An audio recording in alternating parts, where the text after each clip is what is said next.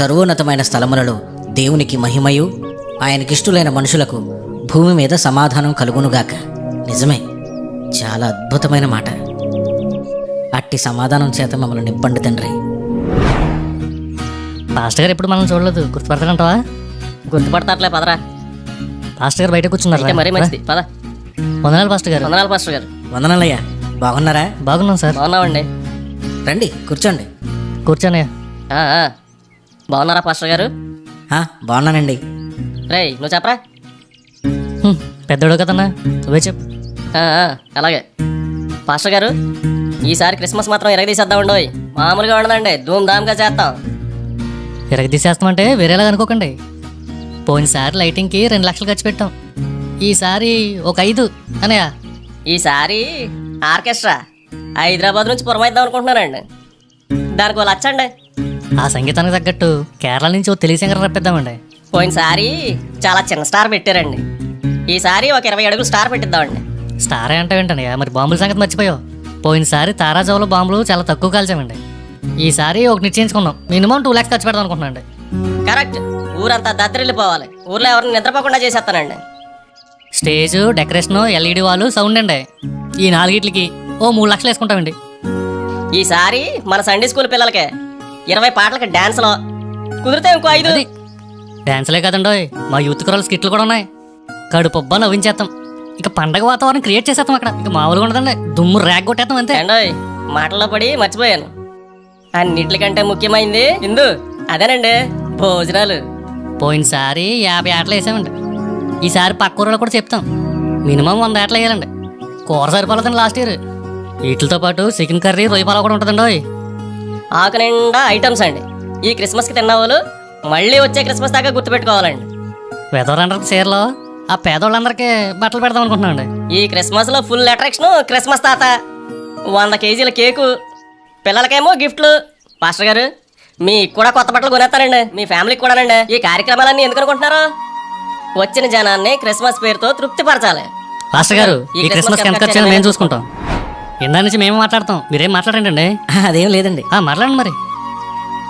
అన్నీ బాగానే చెప్పారు, కానీ క్రిస్మస్లో క్రిస్మస్ సందేశం ఏది? ఇన్ని కార్యక్రమాలు పెట్టుకుని క్రిస్మస్ సందేశం అవసరం అంటారా? ఏనా బయట నుంచి ఎవరన్నా సేవకులు తీసుకొద్దామని ఆశగా ఉందయ్యా. బయట నుంచి పాస్టర్ గారు ఎందుకంటే డబ్బులు ఖర్చా? ఆ పలహారం పంచినప్పుడు ఆ 2 మాటలు అయ్యో మీరే చెప్పండి, వదిలిపోద్ది. ఖర్చా? ఇదేంటి ఇలా ఆలోచిస్తున్నారు వీళ్ళు? దీనికేంటి ఇంత ఆలోచించేస్తున్నారైనా? దాదాపుగా 3 నెలలు అవుతుంది మన సంఘానికి వాక్యం చెప్పడానికి నేను నియమింపబడి. నేను వచ్చిన ఈ 3 నెలల్లో ఒక్క ఆదివారం కూడా మీరు నాకు కనబడలేదయ్యా. ఇంతకీ మీ పేర్లు? నేను సంఘ పెద్దనండి, ఈడు యూత్లేడు రండి. మా పేర్లు తెలీదా మీకు? నా పేరు గాబ్రియేలు, ఈడి పేరు అక్షయ్ అండి. అవునండి. చర్చిలో ఫ్యాన్ల మీద పేర్లు చూడలేదా? ఆ గాబ్రియేలే ఈ గాబ్రియేల్ అండి. చర్చ్ ఎదురుగుండా ఉన్న బ్యానర్లో పెద్ద ఫోటో నాదే, చూడలేదా మీరు? పాస్టర్ గారు, చర్చిలో మేము కనపడం కానండి, చర్చిలో కనపడే వస్తువులన్నీ మేము కొన్నాయండి. మా బిజినెస్లో పడి మాకు ఆదివారానికి సోమవారానికి తేడా తెలవదండి. అసలు క్రిస్మస్ అంటే ఏంటి మీ దృష్టిలో? ఏమనుకుంటున్నారు మీరు? క్రిస్మస్ అంటే యేసుప్రభు పుట్టడానికి పండగ అంతే కదండి. అంతే అంటావేంట్రా? పండగనే కదా, అన్ని డబ్బులు ఖర్చు పెడతాం ప్రతి సంవత్సరం. పోయినసారి 10 లక్షలు ఖర్చు పెట్టాం, ఈసారి 15 వేసుకోండి. అలాగా? ఎందుకని అలా అవుతున్నారు? ఏమైందనండి? క్రిస్మస్ అంటే క్రీస్తుని ఆరాధించడం అండి. మీరు అనుకున్నట్టు ఏం కాదండి అయ్యా. మానవ జీవితంలో ప్రతి ఒక్కరూ పాపానికి దాసులుగా మార్చబడ్డారు. ఆ దాసత్వం నుండి, అనగా ఆ పాపము నుండి విడిపించడానికి యేసు ప్రభువారు ఈ భూలోకానికి వచ్చారు. మీకు ఇంకా అర్థమయ్యేలా చెప్పాలంటే, నశించిన దాన్ని వెతికి రక్షించడానికే దైవ కుమారుడే వచ్చిన సందర్భమే ఈ క్రిస్మస్. అందునిమిత్తమే కృతజ్ఞతాభావంతో ఆయన ఆరాధించాలి. మీరు ఇందాక నుంచి చెబుతున్న కార్యక్రమాల్లో ఆరాధన అనే సందర్భం ఎక్కడుంది? విందులు, చిందులు, ఆర్భాటాలు తప్ప. గాబ్రియేలు, యెషయా అని పేర్లు పెట్టుకున్నారు. క్రిస్మస్ గురించి ఆ మాత్రం తెలీదా మీకు? చూడండి, ఈ రోజుల్లో చాలామంది క్రిస్మస్ అనే టైటిల్ పెట్టి సినిమా కల్చర్ని తీసుకొస్తున్నారు. నాట్యం పేరుతో బ్రేక్ డ్యాన్సులు వేస్తూ సినిమా హీరోలాగా ప్రవర్తిస్తున్నారు. ఆ డ్యాన్సులకు విజిల్స్ వేస్తూ కేకలేస్తున్నారు. పైగా కీర్తనల గ్రంథం 150 అధ్యాయం 4వ చరణంలో తంబూరుతోనూ నాట్యముతోనూ ఆయన స్తుతించడానికి వ్రాయబడి ఉందని చెప్తారు.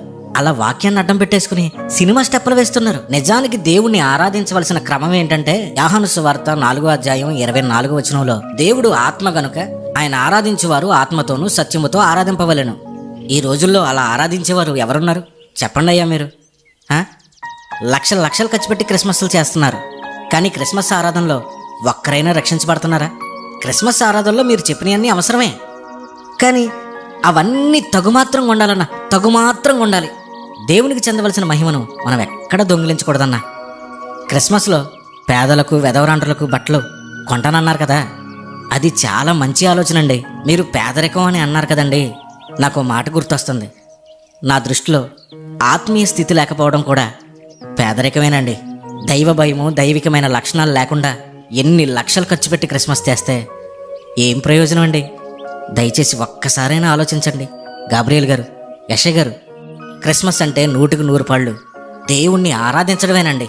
నా దృష్టిలో ఆరాధన వాక్యం లేని క్రిస్మస్సే కాదండి. మీరు అలా మాట్లాడేసరికి నాకు చాలా బాధ కలిగిందండి. సంఘ పెద్దలుగా వ్యవహరిస్తున్న మీరు కనీసం దైవికమైన లక్షణాలతో లేరండి.